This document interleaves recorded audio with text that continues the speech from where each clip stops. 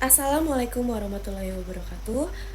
Inna hamdalillahi nahmaduhu wa nasta'inuhu wa nastaghfiruhu wa na'udzu billahi min syururi anfusina wa sayyiati a'malina. Man yahdihillahu fala mudhillalahu wa may yudhlil fala hadiyalahu wa asyhadu an la ilaha illahu wahdahu la syarikalahu wa asyhadu anna Muhammadan abduhu wa rasuluhu amma ba'du. Perkenalkan, nama saya Kinaya Nur Amalia dari Prodi Manajemen Fakultas Ekonomi dan Bisnis. Jadi di sini saya akan membawakan tema untuk pidato ini, yaitu akhlak mulia dalam kehidupan sehari-hari. Akhlak bukan sekedar pelengkap, melainkan ruh yang menghidupkan setiap ibadah dan interaksi kita. Sebagaimana sabda Rasulullah, sesungguhnya aku diutus hanya untuk menyempurnakan akhlak mulia. Hadis ini menunjukkan dengan tegas bahwa misi kenabian Muhammad SAW adalah membangun peradaban yang berlandaskan kemuliaan moral, fondasi dan iman kehidupan. Kita seringkali memandang Islam dari sisi ritual saja, seperti sholat, puasa, zakat, haji. Tentu itu semua adalah rukun Islam yang wajib kita tunaikan. Namun pernahkah kita merenungkan apa arti sholat jika lisan kita masih menyakiti orang lain? Apa makna puasa jika tangan kita masih suka mengambil hak yang bukan milik kita? Disinilah peran akhlak mulia. Akhlak adalah manifesti iman kita. Ia adalah cerminan dari seberapa dalam kita memahami dan mengamalkan ajaran Islam.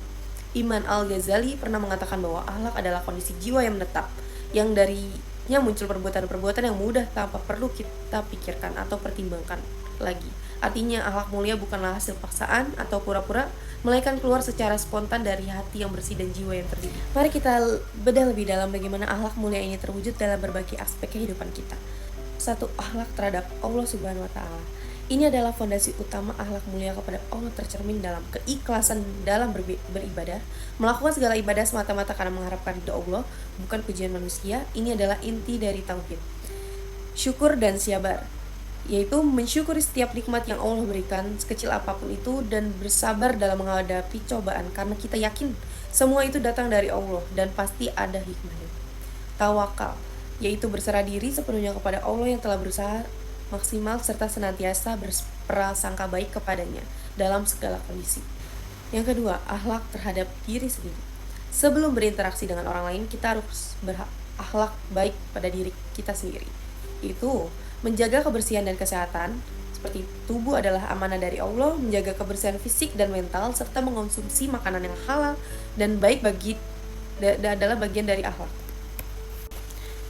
Kedua, akhlak terhadap diri sendiri. Sebelum berinteraksi dengan orang lain, kita harus berakhlak baik pada diri kita sendiri. Seperti menjaga kebersihan dan kesehatan, tubuh adalah amanah dari Allah, menjaga kebersihan fisik dan mental, serta mengonsumsi makanan yang halal dan baik adalah bagian dari akhlak. Menuntut ilmu, seperti Islam mewajibkan kita untuk terus belajar. Dengan ilmu, kita dapat membedakan yang hak dan batil, serta menjadi pribadi yang bermanfaat. Qanaah, merasa mencukupi. Bersyukur dengan apa yang kita miliki dan tidak serakah, ini akan menjauhkan kita dari sifat tamak dan dengki. Musabah atau introspeksi diri, melakukan evaluasi diri secara berkala untuk mengetahui kekurangan dan memperbaiki kesalahan. Ketiga, akhlak terhadap sesama manusia. Ini yang paling nampak dari akhlak mulia kita. Rasulullah SAW bersabda, orang mukmin yang paling sempurna imannya adalah orang yang paling baik akhlaknya. Seperti lisan yang lemah lembut dan jujur. Lidah adalah pedang bermata dua. Gunakanlah untuk berbicara yang baik, jujur, sopan, dan santun. Hindari ghibah, fitnah, namimah, atau mengadu domba, dan perkataan kotor. Ingatlah firman Allah, dan katakanlah kepada hamba-hambaku, hendaklah mereka mengucapkan perkataan yang lebih baik. Menghormati orang tua dan guru. Mereka adalah pintu surga kita. Berbakti kepada orang tua adalah salah satu amal yang paling dicintai Allah. Hormati guru yang telah membimbing kita karena merekalah pewaris para nabi yang menyampaikan ilmu. Menepati janji dan amanah. Muslim sejatinya adalah orang yang dapat dipercaya. Menepati janji adalah ciri orang yang beriman.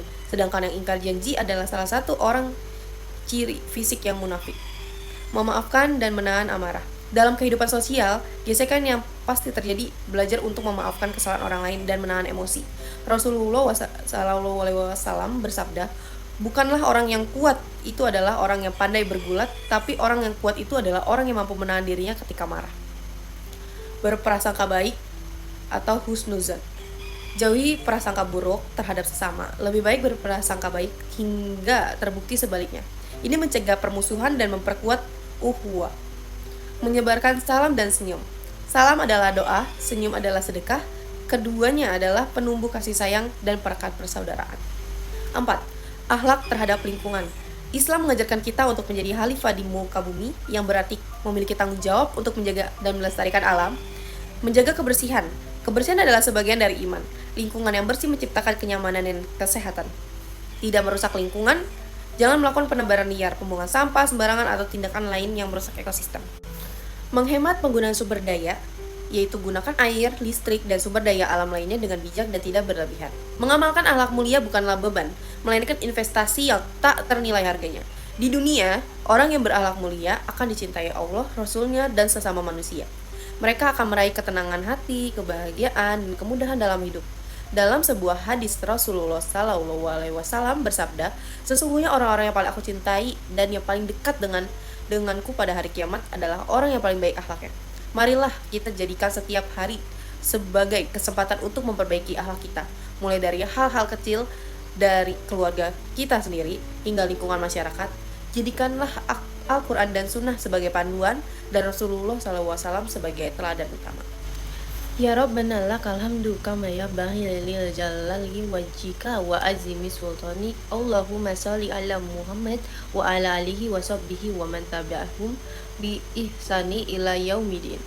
Allahumma fir lana wali walidaina warhamhuma kama rabbayan shighar wajma'na bi mu'minina wal mu'minat wal muslimina wal muslimat al ahya mihum wal amwat innaka sami'un karibun mujibu awat ya kadiyal hajat.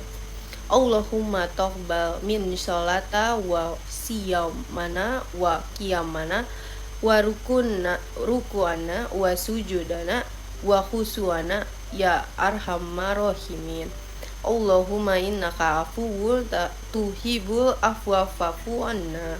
Allahumma innas aluka huda wa tuqa wa afafa wa khona wa amalatu muttaqabalan wa rizqa thayyiban wa illan nafi'an wa qalban hasin wa saharatil maut wa najatan min nar wa afwan inda hijab. Rabbana la tuzigh qulubana ba'da idza hadaitana wa hab lana min ladukan rahmah innaka anna wahhab. Rabbana atina fid dunya hasanah wa fil akhirati hasanah wa qina azabannar. Subhanaka Allahumma rabbaha izzati amma yasifu wa salamu ala mursalin walhamdulillahirabbil alamin. Demikian pidato yang saya sampaikan, semoga bermanfaat dan jadi pengingat bahwa hidup ini harus menjalani dengan tertib, disiplin, dan penuh tanggung jawab agar tidak hanya sukses di dunia tapi juga selamat di akhirat. Wassalamualaikum warahmatullahi wabarakatuh.